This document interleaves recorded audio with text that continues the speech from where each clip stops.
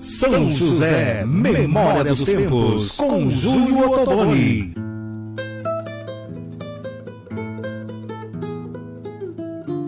Voltamos com São José, Memória dos Tempos, hoje com o José Marcondes.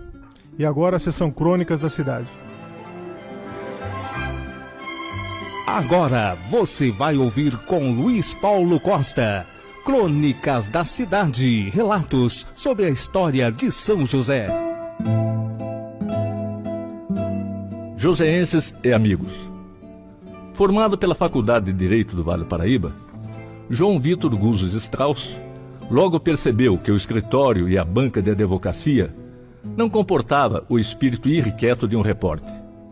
Ainda como estudante de Direito, começou na revisão do jornal Vale Paraibano. Era noctívago, mas de revisor passa rapidamente a integrar com o veterano jornalista Jorge Lemes a equipe de redação do jornal, ainda no chumbão e dividindo o prédio com a Rádio Clube na Avenida Mário Galvão, número 465. Em pouco tempo, destaca-se com textos que não ficavam nada a dever aos jornalistas dos grandes jornais, em especial o Jornal da Tarde, que revolucionava o jornalismo da época. Não teve dúvidas, seguiu para a capital paulista e encontrou um lugar na equipe do Jornal da Tarde. De lá pontificou no jornalismo brasileiro. Deu o Estado de São Paulo, Isto É, Quatro Rodas e Veja, na Editora Abril, onde a morte acabou atingindo no cargo de diretor executivo da revista Educação. O joseense João Vitor Guzos Strauss não é nada mais, nada menos do que o autor da bandeira oficial do município de São José dos Campos. Os seus pendores heráldicos foram reconhecidos quando ele frequentava ainda o ginásio no João Cursino, ao vencer o concurso para a escolha da bandeira da cidade, realizado pela Sociedade Amigos de São José dos Campos, do saudoso Oswaldo Risse, da Gráfica Planalto, e da não menos saudosa professora Maria Aparecida Madureira Ramos, que espargia sonetos da mais pura poesia romântica na coluna Folhas Soltas do jornal Vale Paraibano. Mas antes e acima de tudo, João Vitor, amigo de seus amigos, solidário, corajoso, não deixava de estar presente principalmente nos maus momentos e naquelas oportunidades mais arriscadas da época da ditadura. Viveu perigosa e intensamente momentos decisivos da história recente do país. Foi um jornalista combatente pela democracia e pela liberdade de imprensa. Um exemplo de vida digna e correta. Por isso, o seu falecimento representou muitas perdas de uma só morte. Histórias e histórias de São José dos Campos.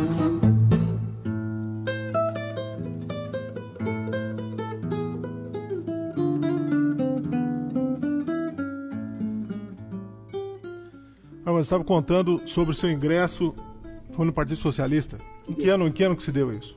50 e poucos, eu já estava entrando na faculdade.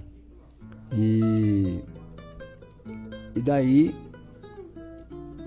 Deputado, além do Mário Shows, quem que era do Partido Socialista aqui em São José dos Campos nessa época? Na época, Neif Matter, Mário Show, Ariza, o Ariza, o Toledo, Dr. Oswaldo Martins Toledo, o Strauss, Dr. Oscar Strauss, e tinha mais uns outros lá, que a gente agora assim...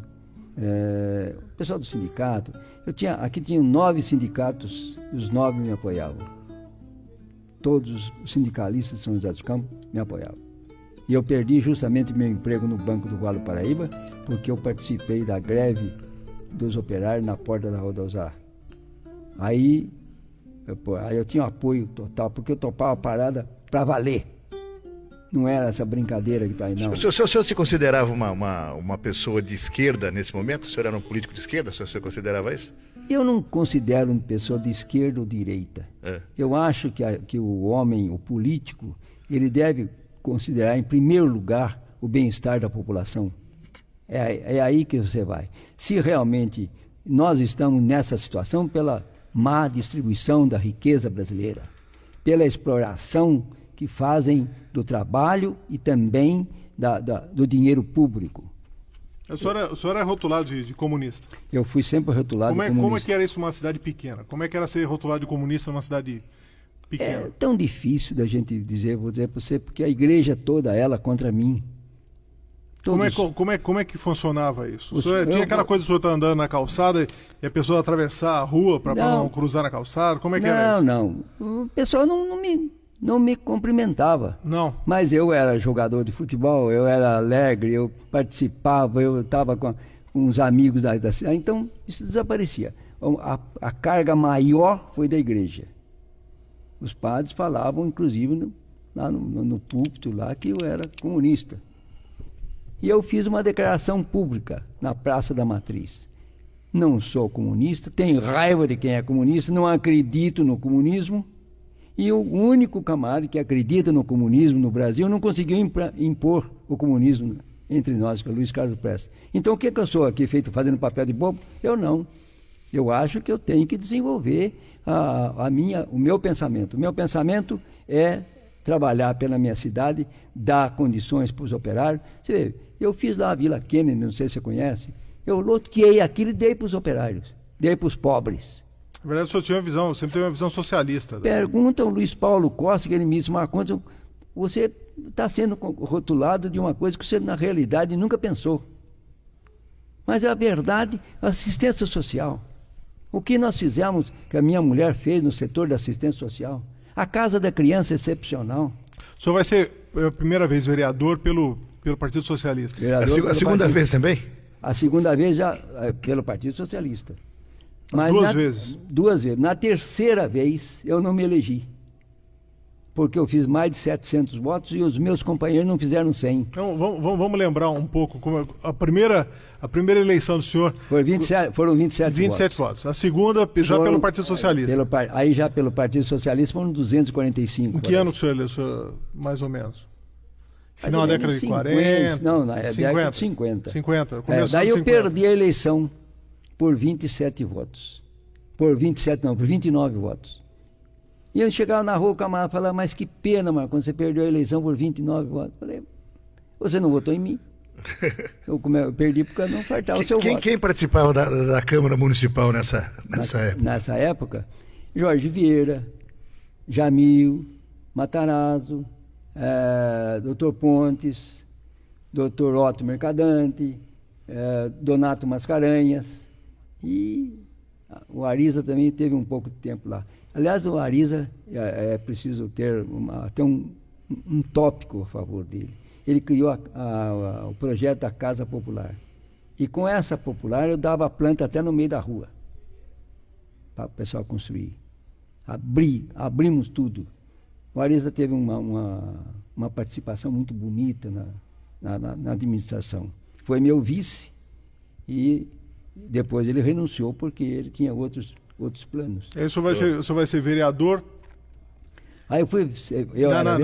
Na verdade, na terceira tentativa. Isso, não me elegi. Aí fui disputar a prefeitura. Jorge Vieira, Jamil, o Tuta e aquele engenheiro da prefeitura. Ganhei dos 3 brincando. O engenheiro Garcia? Engenheiro Garcia. Foi em 1962, a eleição de 1962, para a gente localizar, né? Em 1962. Mas foi... o candidato mais forte era o Jamil Mata, que realmente tinha trazido o correio, tinha ajudado a construção. O senhor vem depois do Veloso. E depois de mim voltou Veloso. Mas daí eu fui para a prefeitura, quer dizer, encontrei a prefeitura falida. Eu peguei a prefeitura com 50 mil reais no cofre e uma dívida enorme. Para comprar papel para a prefeitura, eu mandei no Bimbo, que tinha uma papelaria na Rua 7, ele disse, para o Marcondes eu vendo para a prefeitura, não. O Barcelo, que era gerente do banco francês, eu precisei de dinheiro para a prefeitura, ele disse, não, prefeitura não, eu me peço você. Como é que era composta a arrecadação do município? Imposto de arrecadação era água, imposto de prédios, né, serviços, só veio depois. Mas tinha a verba que vinha do Estado. Que era o grosso? Que era o maior, porque aqui era a estância, e embora com a eleição continuaram ainda a pagar. Eu, quando cheguei, tinha uma dívida, o Estado tinha uma dívida muito grande comigo. Eu gosto de... Tem muita coisa que a gente não gosta de expor. Mas eu falei com a Anísio Messi, e o Anísio Messi fez uma manchete no Vale do Paraíba. Falência na prefeitura. Eu peguei um maço daquele jornal e fui para São Paulo. Em cada secretaria eu deixava um jornal. Quando eu cheguei à tarde lá falar com o Laudo Natel, ele falou, Marcondes, mas... E era o secretário da Fazenda, era o Delfim Neto. Marcondes, mas é falência. Ele falou, vocês não me pagam. Ele pegou o ofício na hora, libere-se tudo de São José dos Campos. Aí eu fui lá, tirei o que estava vencido, o que não estava vencido, trouxe tudo. E paguei todas as contas de São José dos Campos. Eu posso dizer a você, eu sou o único prefeito, talvez, aqui do Vale do Paraíba, ou do Estado, não sei, que não deixou R$1 de dívida. Nada, paguei tudo. Saí sem dever nada. E isso com uma arrecadação miserável. Miserável, né? Miserável. Não tem nem essa comparação com que... Nossa, hoje não tem. Hoje administrar é o dinheiro fácil. Você joga ali, não tem problema nenhum. Eu fui numa reunião do Rotary Club lá na Vila Ema e o presidente disse para o pessoal, atualmente para comprar uma ambulância é só mandar lá e mandar trazer, encher o cheque e pagar. No tempo do Marcondes precisou fazer quermesse para comprar a primeira ambulância. Como é que foi isso? Foi uma quermesse que nós fizemos no centro da cidade. O senhor lembra que ano mais ou menos? Foi em 1963, mais ou menos. São José não tinha ambulância? Não tinha nada. E a minha mulher fez essa campanha e a ambulância tinha escrito atrás, do povo para o povo.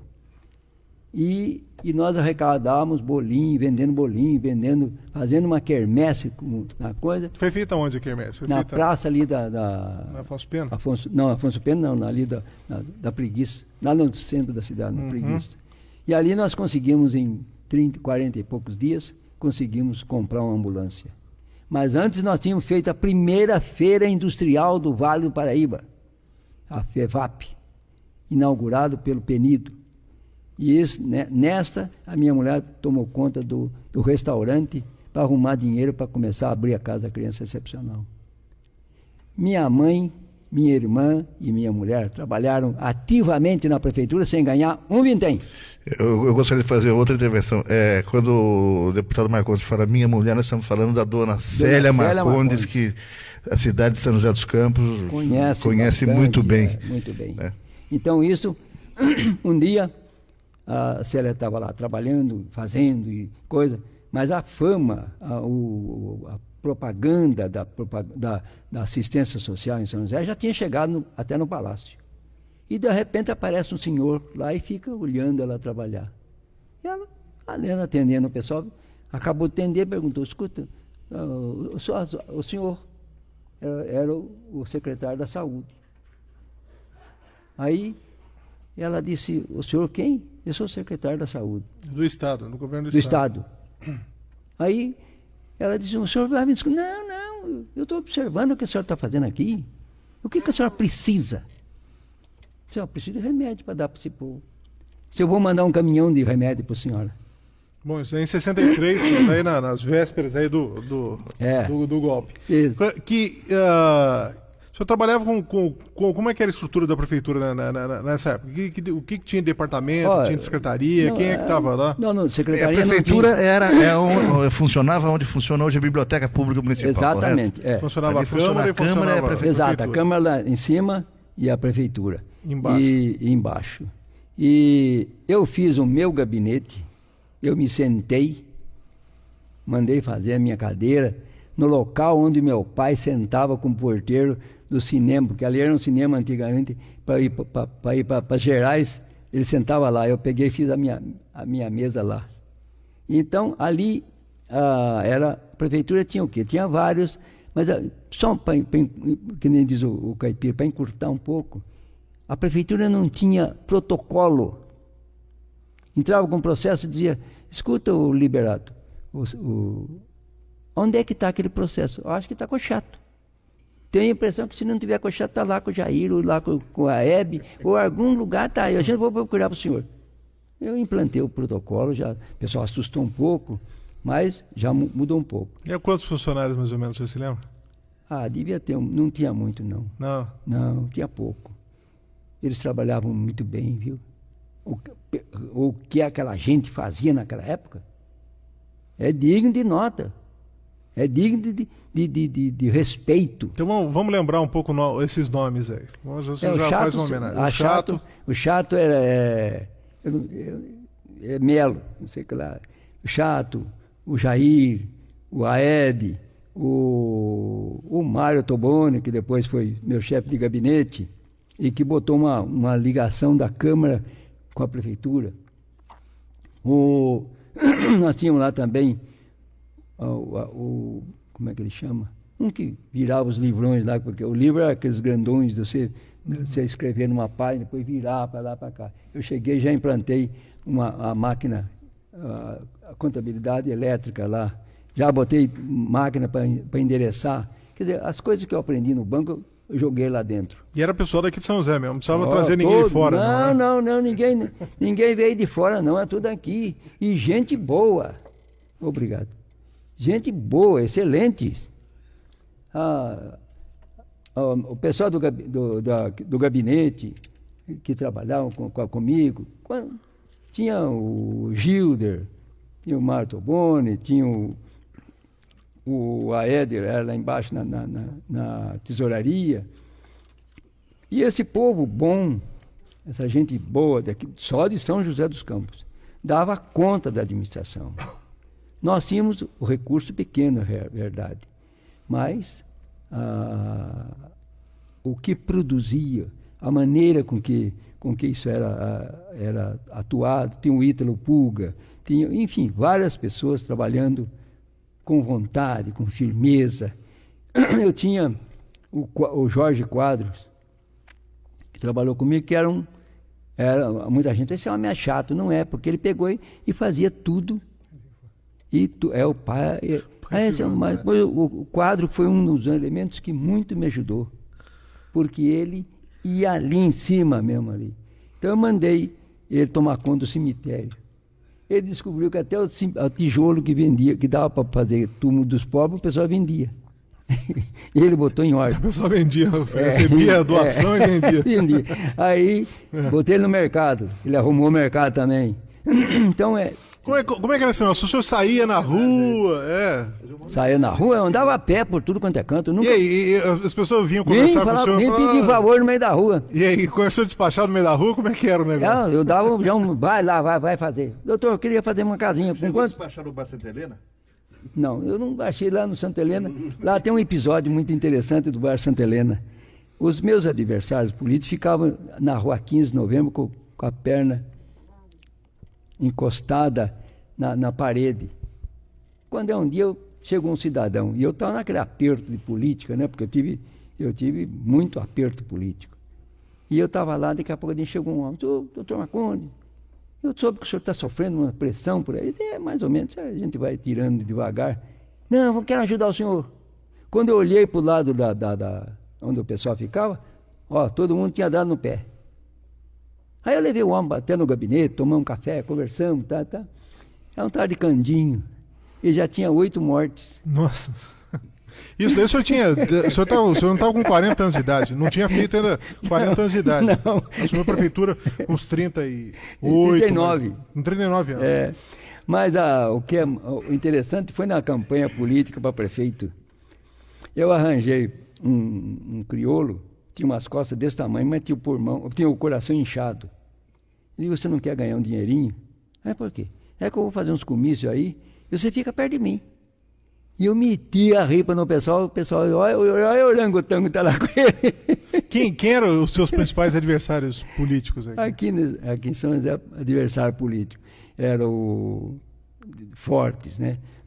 Jamil, o Matarazzo, o Mar de Paula Ferreira, o Jorge Vieira, o Tuta, e uma outra meia dúzia, ainda menos, um pouco mais, Dr. Pontes. Quem é que dava os arranca-rabo? O deputado, a gente sabe que uma cidade congrega vários interesses dentro de uma cidade. A cidade é exatamente uma disputa de grupos de interesse. Sim. Então nós podemos identificar grupos que fazem lobby sobre o poder público, por exemplo, transporte coletivo, construção civil, e vai por aí, grupo de coleta de lixo hoje, empresas que prestam serviços públicos. Quem que eram as grandes forças que se colidiam na cidade e iam de encontro ou ao encontro do poder público naquela época que o senhor foi prefeito? Não, quando eu fui prefeito, no setor de transporte era o Henrique Mudar. Mas o Henrique Mudar foi meu padrinho de casamento. Ele chegava lá, conversava e participou muitas vezes, e eu dizia, não, isso aqui eu não posso. Isso aqui não.